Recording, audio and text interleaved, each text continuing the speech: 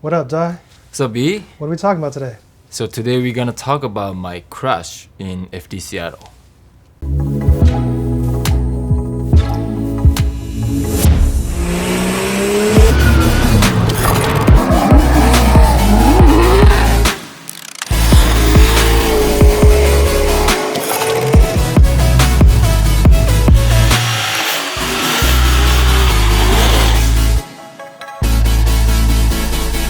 Just got back from Seattle. Yep, Got into a pretty gnarly crash. unfortunately yes. Can you tell us a little bit more about that? Well, that was just my mistake. I had a battle with Chris Forsberg, and he's a great driver, and then I'm always having a great time having a battle with him, right? So I got really excited getting into the battle. I still remember I had a really I was pumped. But at the same time, I know he's fast, so I have to get on it right away. So that was like my, in a way, a concern. I didn't want to left out, so I wanted to go right away, and that's kind of caused my mistake. Clean start, no cones hit. All right there. Oh! DAI Yoshihara, hard hit. Holy smokes. DAI Yoshihara rolls down as Chris Forsberg will continue through the course. So I wanted to get on his door right at the initiation. But as we initiating, I was like catching up, but it was a little too close. And then I was gonna get on the gas, but he was right there, but it wasn't as fast as I expected, so I had to kind of check up. At that moment, the car got gripped.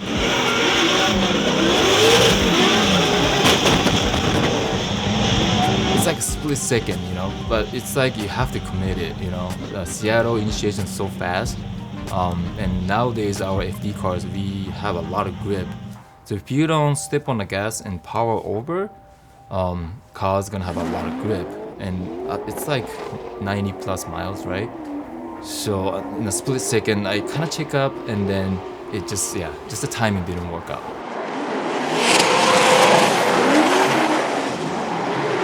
When you're driving, did you know? Fuck. This is fucked. Yeah. At what point in time did you know this is, oh shit, this is not going good? So like I said, it's a split second thing, right? But I check up, lift the gas, and the front is moving to left, which is the opposite direction as I was trying to aim on the car. Honestly, I don't know what I did, but I remember that split second clearly. Okay, I was gonna hit into the wall, and there's nothing I can do at that point, right? I remember big impact, and then my head was going this way, that way, and I can tell it was not the light crash. And, right away I know it's oh man, and I just start talking to my spotter on the radio, and I'm sorry, that was my mistake. And then immediately truck people came in and asking me, are you okay? And I'm like, okay, fine. Yeah, I'm good. You good? Yeah, sorry, man. It's okay.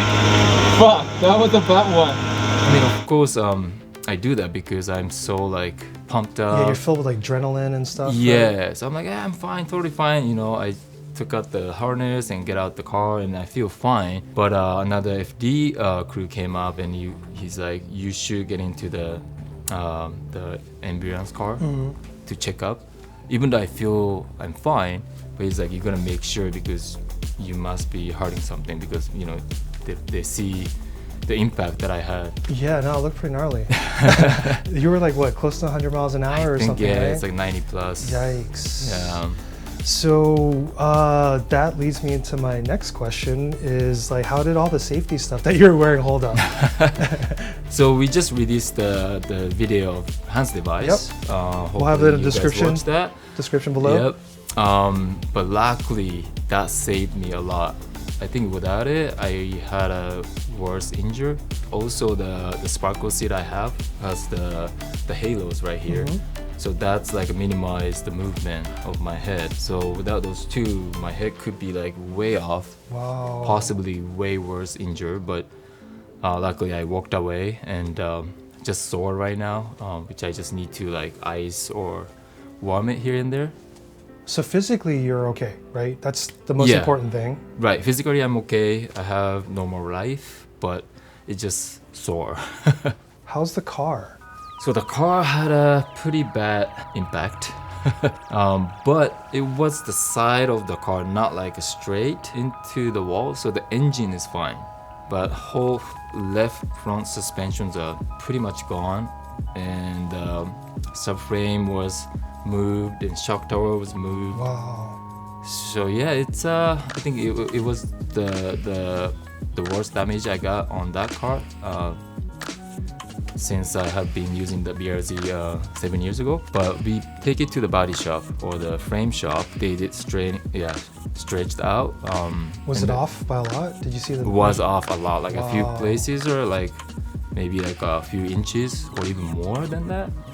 But now it's within like a couple millimeters. Oh wow, okay. So And everything else in the car is okay? Just the chassis got tweaked a little bit? yeah, well, I mean, chassis got tweaked, wheels got pretty bad damage, but we got the Titan 7 wheels, and Which are forged, right? which is forged. So maybe I can show you the picture. It's got bent, but no crack, no breaks. In the good side, they got the good product testing. It's really strong, which is good. And the shocks, you know, we got the ST suspension, which is pretty much done. Okay. We got new one already. So, other than the body, all the left front corners are gone, Got it. basically. The car is getting worked on Yes. and should be ready for the next event though? Yep. Okay. Yeah, we got a few weeks to Texas, so for sure it's gonna be ready. And if people don't know, this isn't the first time you've had a little crash Right. in Seattle. Can you tell us the difference between that crash and then this crash? So I had a same crash at same point in Seattle back in 2009. It was the discount tire IS350. That time, same point, but I actually hit into the edge of the bank, like starting. It's like a beginning of the wall. Okay.